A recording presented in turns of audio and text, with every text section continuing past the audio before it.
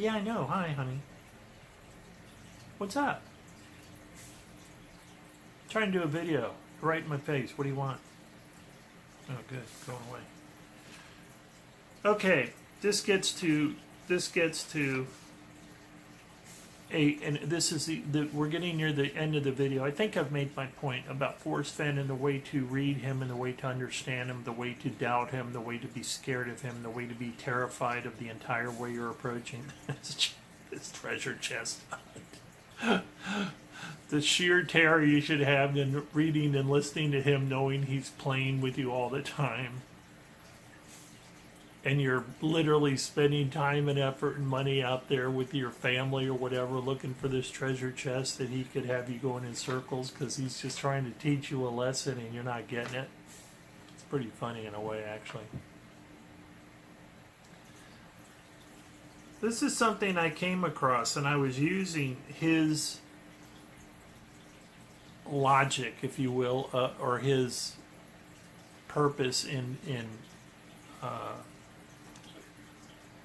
this is something I came across, and I applied what he said to it. He made me think, and then I checked on it, found I was right. So maybe this is an example of Forrest Fenn playing a game or playing with words and ideas to make you think for yourself. And I guess that's what I'm kind of, I guess that's the thought behind all of this, if you really think about it, is Forrest Fenn repeatedly is saying, I'm trying to teach you to think for yourself. I'm playing with words, I'm playing with ideas, I'm messing with things. He's probably saying, I think you know better, so when I screw up, you should be able to know I'm screwing up on purpose, or maybe you don't even realize I'm screwing up on purpose, but I am, but I'm making you double think what you're thinking about. Because the only way you're ever going to find this treasure is to think for yourself. By the way, having figured out as much as I have now, that's true. When you figure out the key word, you're going to feel like the guy who rode the bicycle backward. Seriously. I won't say another word about that because I'm so convinced I know what I'm talking about now, but and maybe this whole way that Forrest, I don't know, this way that Forrest, well, it's hard to tell how much of the way Forrest Fenn has been saying and doing things has affected my find or my figuring out what I've figured out so far, because a lot of it's just this kind of subliminal thing in your head. But I've always thought for myself, and all I can say is I feel like thinking for myself has gotten me to where I am, but obviously I have not figured it out yet, so we'll see what happens. But this is what I want to leave on, this example. Forrest Fenn is in another interview. He is saying, I can't remember how many times I could hardly wait in Yellowstone to go trout fishing on the Madison River, the Gallatin, the Firehole, the Gibbon, the Yellowstone. I'd rush out there. It was so beautiful, blah, blah, blah, blah, blah. He said, I wish we could get the kids out there, you know. I'm paraphrasing, because they're going to be our congressmen and senators someday. We need to groom these people. Someone said there's a movement now. This interviewer, this was bizarre. This interviewer said there is actually a movement called The Last Child Left Outside. And she said the premise of it is, or he said, the kids are now so frightened because they see all these scary movies that take place in the deserted cabin that they can't experience the peace and the glory that is nature without seeing the human footprint everywhere. Actually, we respond with fear. You mean because the kids are seeing things like The Evil Dead, where the evil's out in the cabin and stuff, they're scared of going in the woods? Oh, God, give me a break. If that's the truth, then let them sit home. Who cares? Okay, so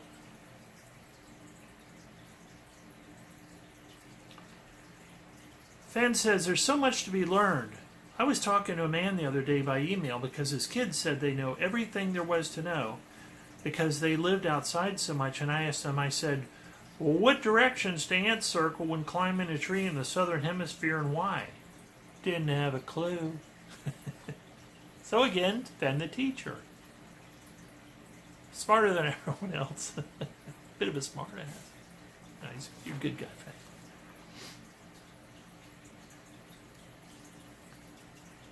The interviewer says, after Fenn saying that this guy didn't know which directions to ants circle when climbing a tree in the southern hemisphere. And the interviewer says, well, I must demand the answer. Fenn says he actually doesn't answer the question of which way they go. He says, it's the Coriolis force. Coriolis force is the force that is equal and opposite to the rotation of the Earth. That's why it's easier for you to turn left at the corner in your car than it is to turn right. I read that and I'm going, what? Then he says that's why people in London drive on the left side of the street in New York, and in New York, that's why people in London drive on the left side of the street in New York. They drive on the right side of the street.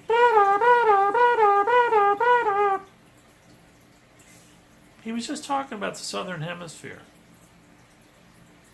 So I assume we're also talking about the northern hemisphere.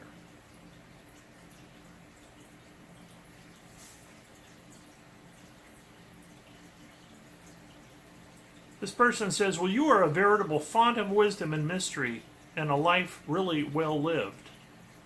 I want to show our audience again this book. It's called The Thrill of the Chase, a memoir by Forrest Fenn. So we're way back to 2010 or whatever. But he's talking about the Coriolis force. The Coriolis force creates the Coriolis. Of course, I had to look it up because I thought that doesn't make any sense. What he said about London and New York, especially, but even the thing with turning left is easier than turning right. I had never been that conscious of it being easier to turn left than right.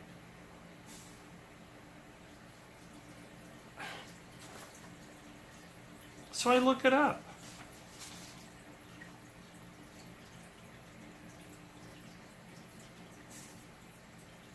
The Coriolis effect is caused by the Coriolis force, an effect whereby a mass moving in a rotating system experiences a force, the Coriolis force, acting perpendicular to the direction of motion and to the axis of the Earth. On the Earth, the effect tends to deflect moving objects to the right in the northern hemisphere, where I live in the United States, and to the left in the southern hemisphere. And it's important in the formation of cyclonic weather systems.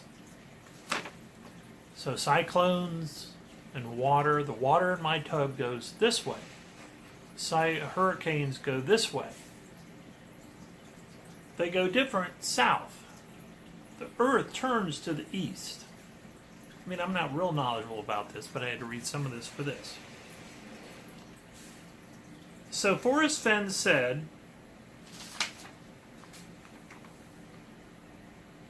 this effect is going on because of this force having to do with the rotation of the Earth.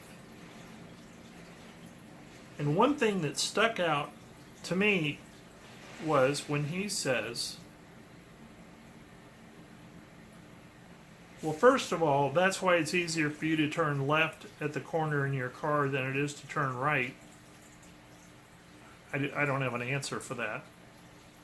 I didn't know, from what I have read about the Coriolis effect, it's kind of like astrology. This concept that these distant planets, a million miles away or more, are affecting you in your everyday life. We do know, I mean, I have seen documentaries on the planetary systems, and the gravitational forces are immense. They're all over the place. The concept that they're affecting you individually, kind of like the Coriolis effect, I can see it affects weather systems. Little surprised it affects me making a left or a right in traffic, but I'll leave that up to comment section. Here's what I do know.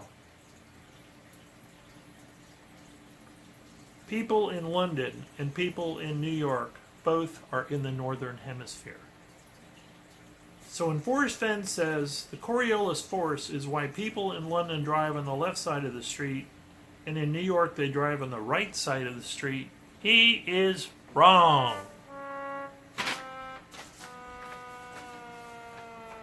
The northern hemisphere is North America, northern South America, 2/3 of Africa, all of Asia except parts of Indonesia, and all of Europe, as if you didn't know that. We're all in the northern hemisphere up here. Europe, United States. We're above the equator. So Forrest Fenn just wrong about that. That we drive on the left, we drive on the right side of the street, and they drive in London on the left side of the street because of the Coriolis force. Makes you wonder if he is just can't stop doing this, right? It's like every time he tells you a fact, he's got to play with you. Here is why this is my parting shot, if you will, with this video. Not trying to scare you about the fact that Forrest Fenn is this inveterate trickster, inveterate teacher who teaches by screwing up on purpose to see if you caught on to what he's saying or if you've been listening to what he's saying. I'm not trying to say you should be terrified that these books that you're reading are all possibly misleading you in an attempt to teach you something that you may or not be getting or understanding when you're being taught.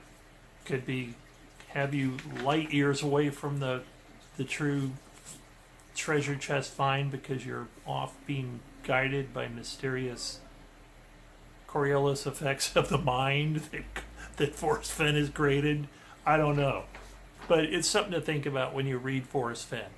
I'm sticking with the poem big time. I think the poem is the straightest, if you will, the most straightforward and non-teachable part of this whole exercise, because Forrest Fenn obviously is almost addicted to playing head games to see if people are right, in a sense. I mean, it's a very smart-ass way of... I've seen interviews with him where he just talked right over people.